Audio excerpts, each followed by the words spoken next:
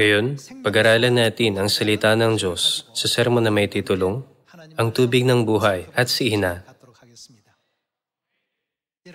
Mga kapatid, anong panahon ng taon ang may pinakamataas na pagkonsumo ng tubig?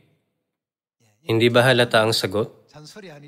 Sinasabing tubig ang pinakamahalagang pangangailangan ng mga tao para mapanatili ang pisikal na buhay natin. Kahit na nagkukulang tayo sa ibang mga bagay, hindi tayo maaaring magkulang sa tubig.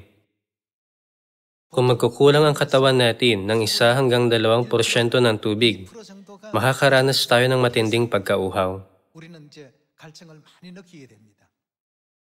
Kung magkukulang ang katawan ng isang tao ng 12% ng tubig, maaaring mawala ang buhay nito. Ito ay dahil 70% ng katawan natin ay binubuo ng tubig. Dahil dito, maiintindihan natin kung gaano kahalaga sa atin ang tubig. Hindi ba? Sa ibang salita, ang tubig ay buhay. Kung iyon ang ating pisikal na sitwasyon, paano naman ang ating espiritual na sitwasyon? Hindi ba't natutunan natin na ang mga makalupang bagay ay kopya at anino ng mga makalangit na bagay? Kung gayon, ano ang mangyayari kung may kakulangan ng tubig ng buhay sa espiritual na mundo?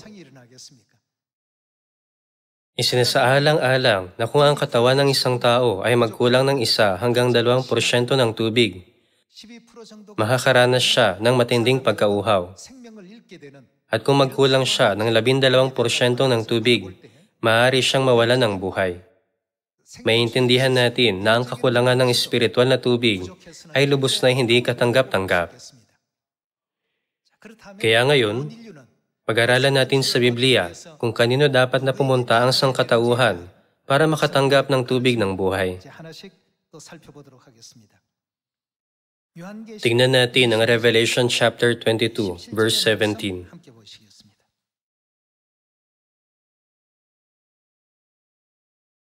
Ang espiritu at ang babaeng kakasal ay nagsasabi, halika. At ang nakikinig ay magsabi, halika. At ang nauuhaw ay pumarito. Ang may ibig ay kumuha ng ano? Ng tubig ng buhay ng walang bayad.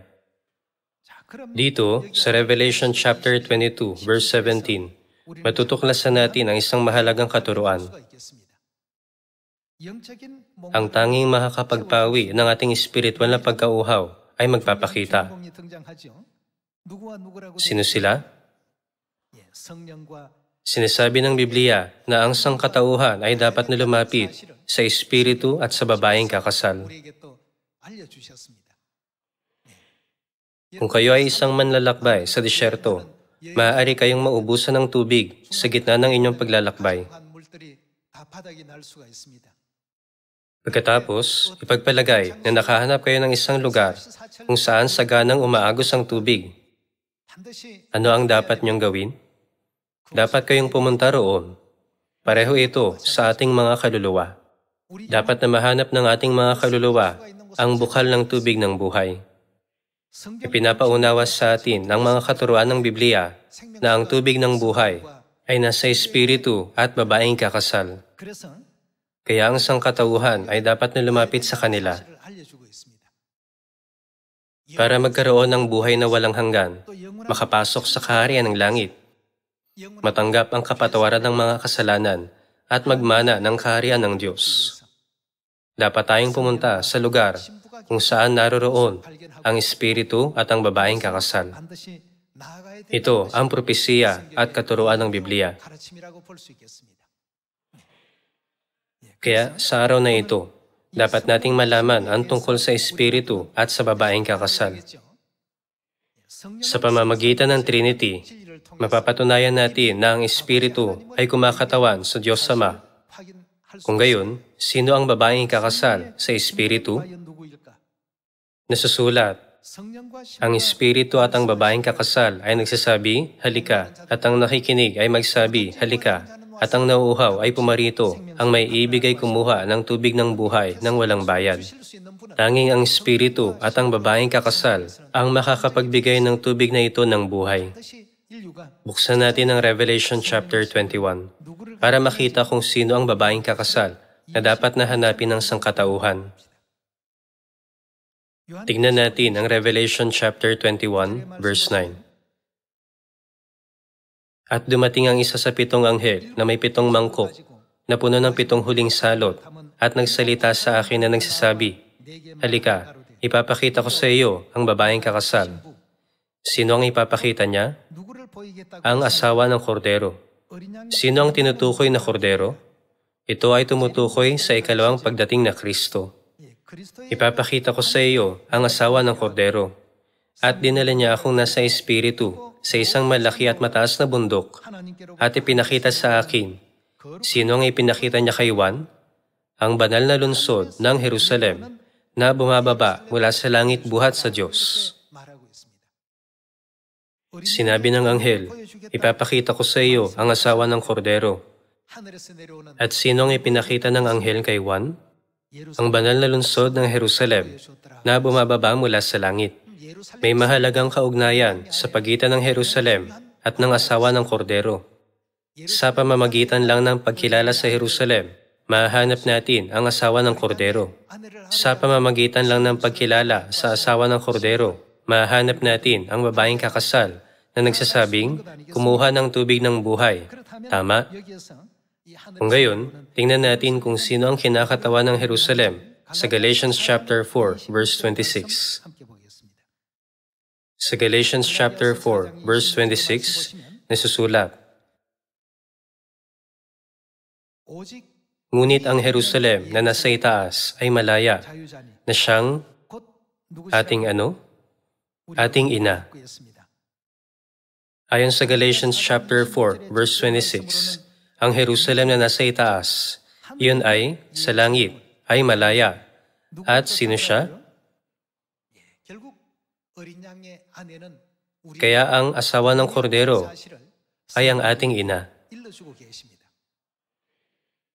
Sa ibang salita, ang tagpo sa Biblia kung saan inaanyayahan ng espiritu at ng babaeng kakasalang sangkatauhan na lumapit at kumuha ng tubig ng buhay, ay nagtuturo sa atin na dapat na hanapin ng lahat ang espiritu, ang makalangit na ama, at ang babaeng kakasal, ang makalangit na ina. Hindi ba? Kung gayon, suriin natin kung paano prinopesiya ng Biblia ang tungkol sa babaeng kakasal, ang makalangit na ina.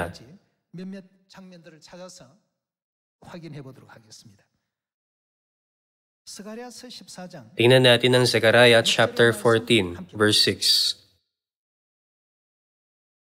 At mangyayari sa araw na iyon ay hindi magkakaroon ng liwanag, ang mga nagniningning ay uunti. At ito'y magiging isang araw na nalalaman ng Panginoon, hindi araw at hindi gabi, ngunit mangyayari na sa gabi ay magkakaroon ng liwanag. Sa araw na iyon ay aagos. Mula saan naagos ang tubig ng buhay?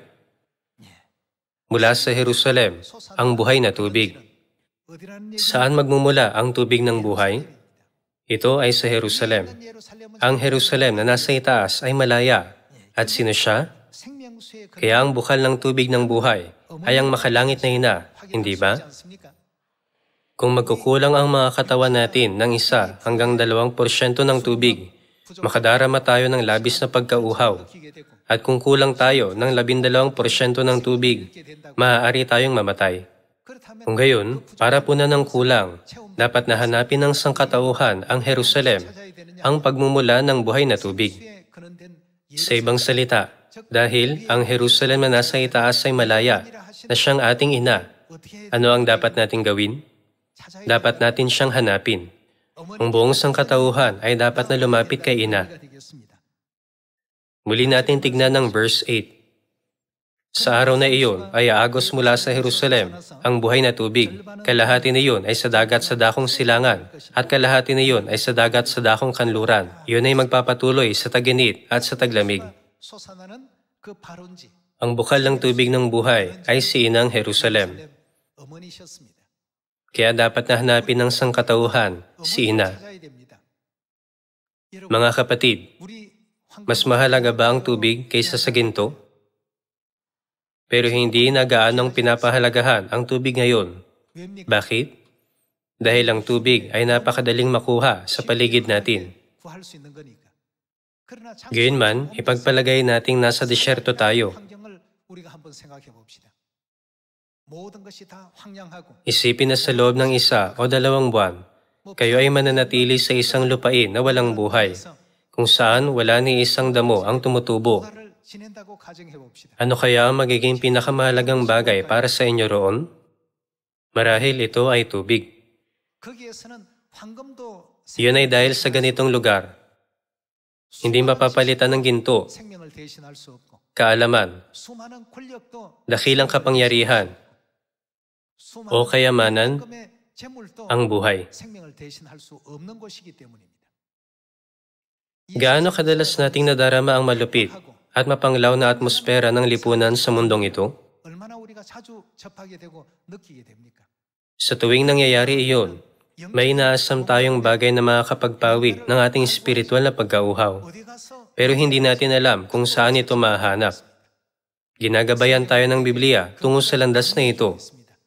Saan tayo dapat na pumunta? Lumapit sa espiritu at sa babaeng ikakasal. Ang lahat ng nauuhaw at ang mga may nangihinang espiritu ay dapat na lumapit para makahanap ng kapayapaan at kapahingahan doon.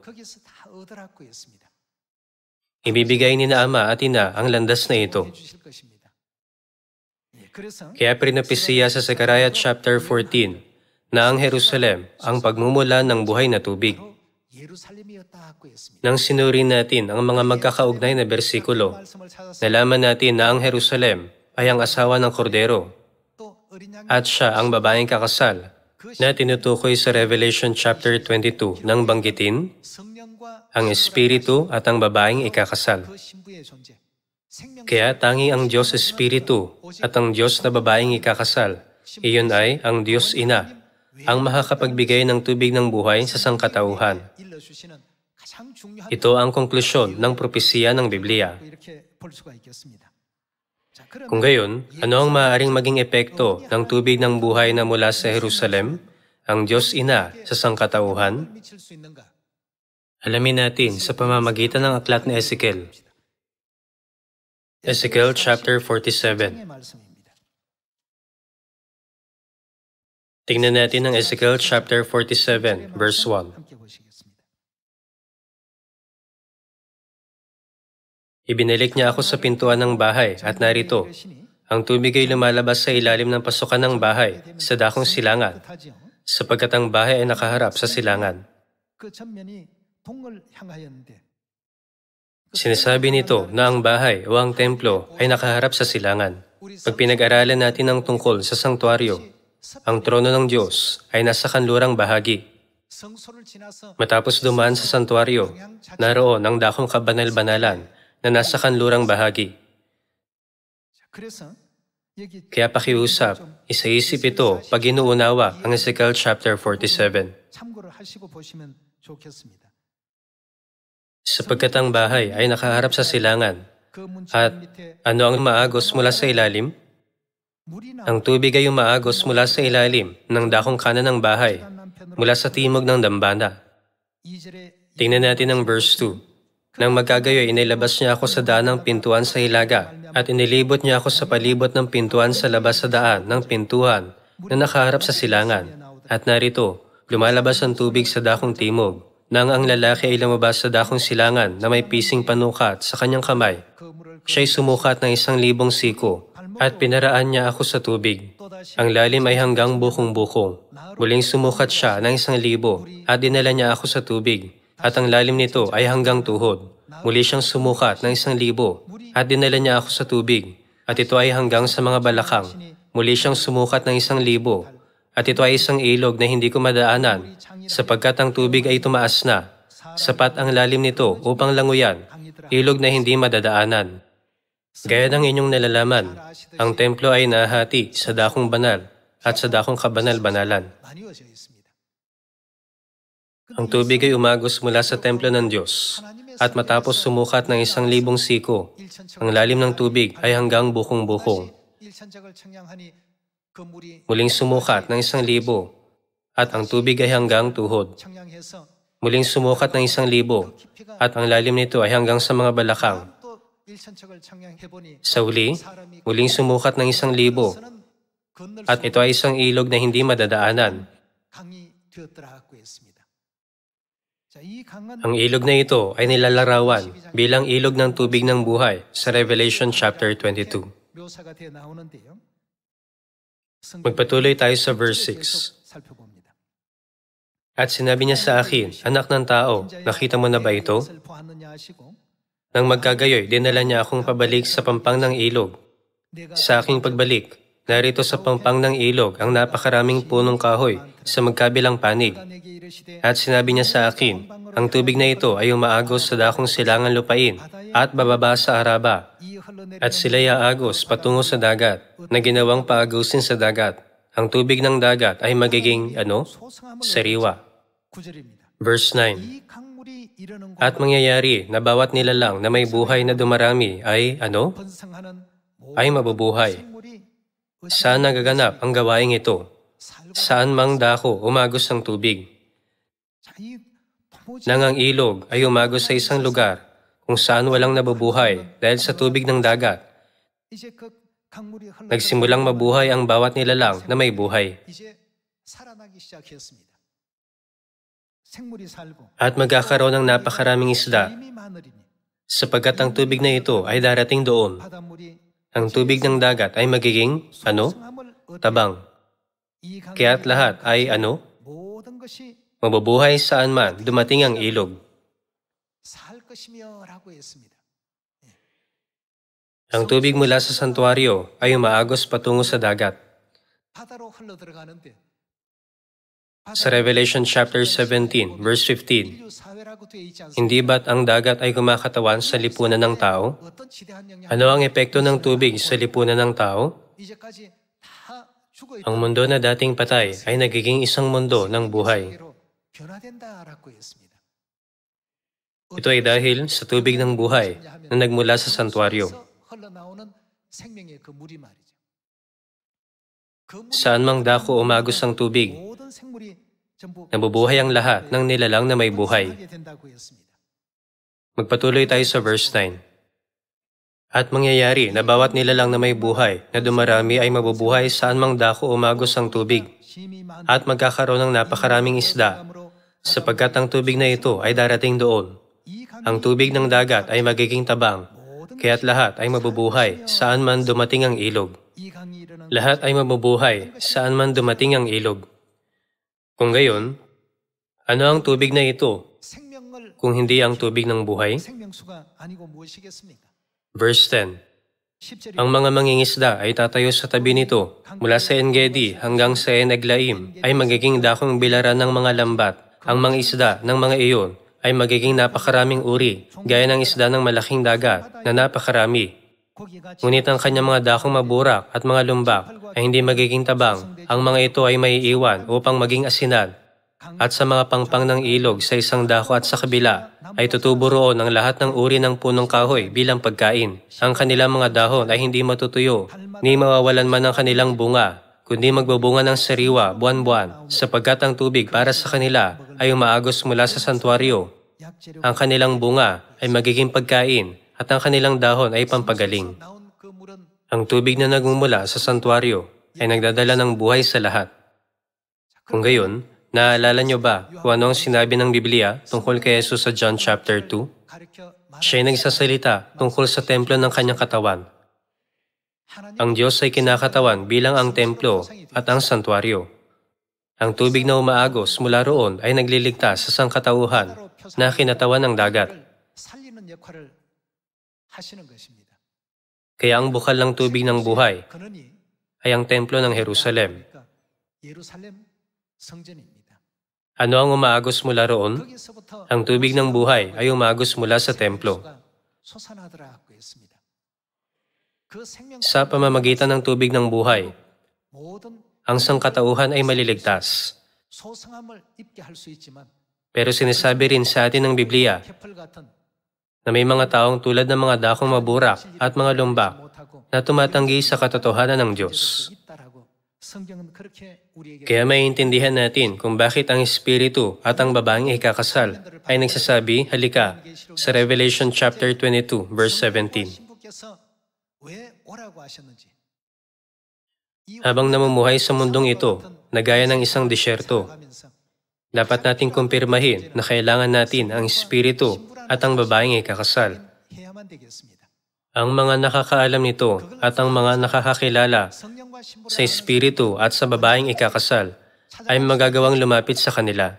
Gayunman, dahil hindi ito alam ng mundo, dapat tayong humayo at ipaalam sa kanila. Ano ang pinakakailangan nyo habang nabubuhay sa mundong ito na gaya ng isang disyerto? Ito ba ay ginto? Ito ba ay kapangyarihan? O ito ba ay kaalaman? Ang kailangan natin ay ang tubig ng buhay. Para matanggap natin ito, dapat tayong lumapit sa Espiritu at sa babaeng ikakasal. Dapat natin silang mahanap. Saka lang tayo magkakaroon ng buhay na walang hanggan. Ano ang kabuluhan ng pagkakaroon ng kayamanan o kaalaman kung walang buhay? Kung walang buhay, walang halaga ang kahit anong bagay sa mundong ito. Ang una at pinakamahalagang bagay na kailangan natin ay ang buhay. Kaya, gaya ng nabanggit sa Ezekiel chapter 47, ang tubig mula sa templo ay umaagos patungo sa dagat na kumakatawan sa sangkatauhan sa Revelation chapter 17 verse 15. At ito ay nagdadala ng buhay sa lahat ng madaluyan nito. Sinasabi ng Biblia na saan mang dako umabot ang tubig, nagiging sariwa ang lahat. Kung gayon, sino ang dapat nating mabilis na ipangaral sa sangkatauhan? Hindi ba't dapat nating mas mabilis na ipangaral sa lahat ng tao ang tungkol sa makalangit na yan ng Jerusalem, ang siyang bukal ng tubig ng buhay? Siyempre, prinopesiya ng Biblia na ang mga tao na tulad ng mga dakong maburak at mga lumbak ay hindi maniniwala, pero dapat natin itong ipaalam sa lahat ng tao. Ang buong sangkatauhan ay dapat na lumapit kina Ama at Ina na nagpapahayag na ang lahat ng nauuhaw ay pumarito. Ang may ibig ay pumarito at kumuha ng tubig ng buhay nang walang bayad. Hindi ba't ang Revelation chapter 22 ay ang kaugnay na bersikulo ng Ezekiel chapter 47? Tingnan natin ang Revelation chapter 22 verse 1.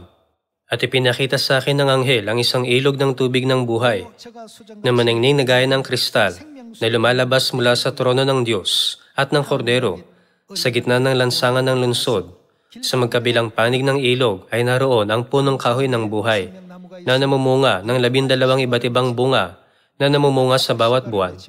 Gaya ng nasusulat sa Ezekiel chapter 47, nakarecord dito ang parehong bagay. At ang mga dahon ng punong kahoy ay para sa pagpapagaling sa mga bansa at hindi na roon magkakaroon pa ng isinumpa. Ngunit ang trono ng Diyos at ng Kordero ay matatagpuan doon at siya'y paglilingkuran ng kanyang mga alipin at makikita nila ang kanyang mukha at ang kanyang pangalan ay masusulat sa kanilang mga noo. Sa Revelation chapter 22, mula saan lumalabas ang tubig ng buhay?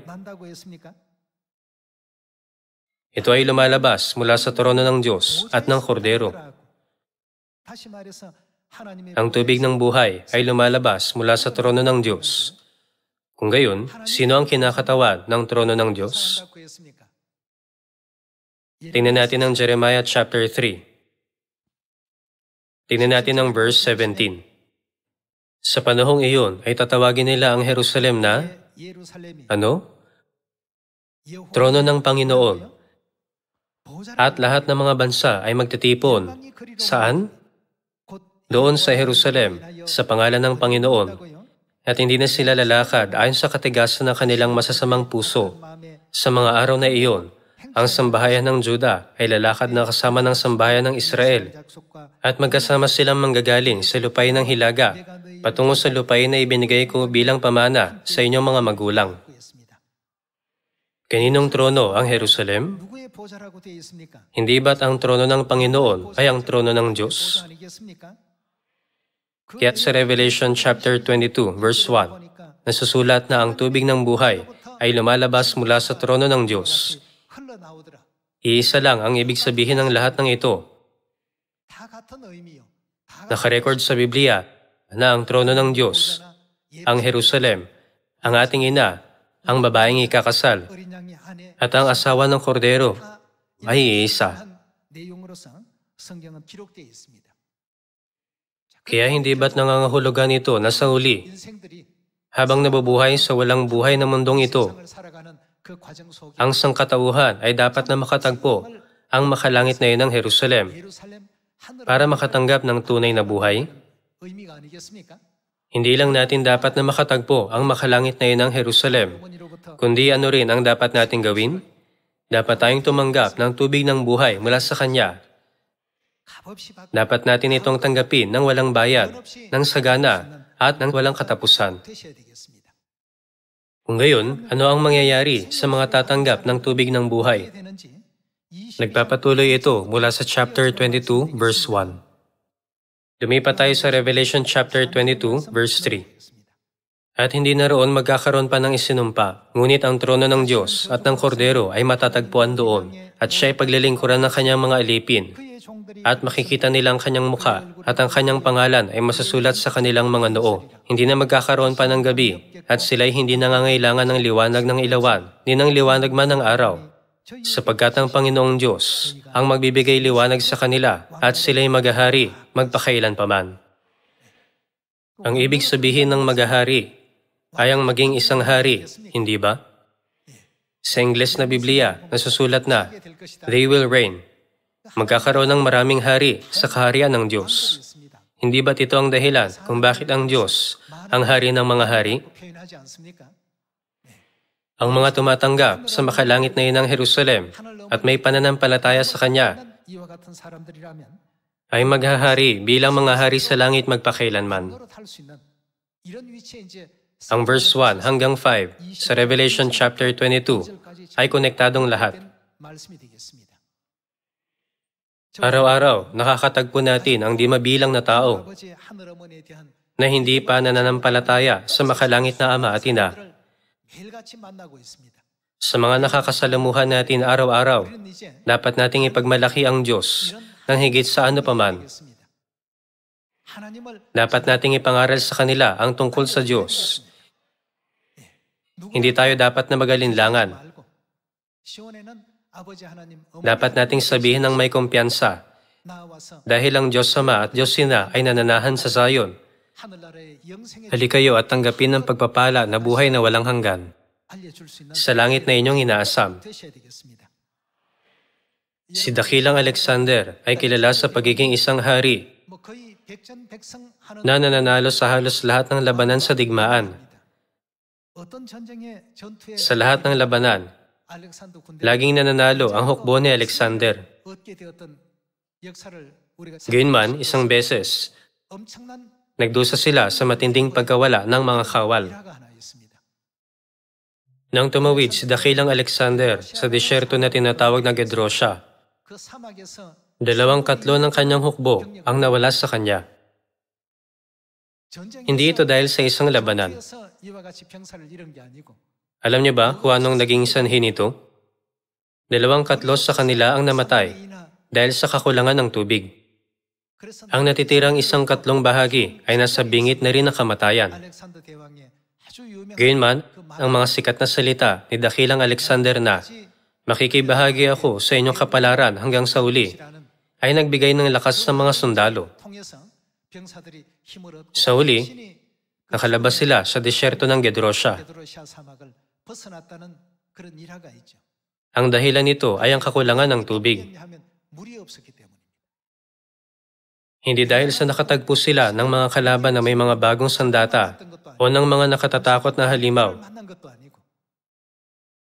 kundi dahil lang sa napunta sila sa isang kapaligiran na walang tubig na nagdulot ng kanilang kamatayan.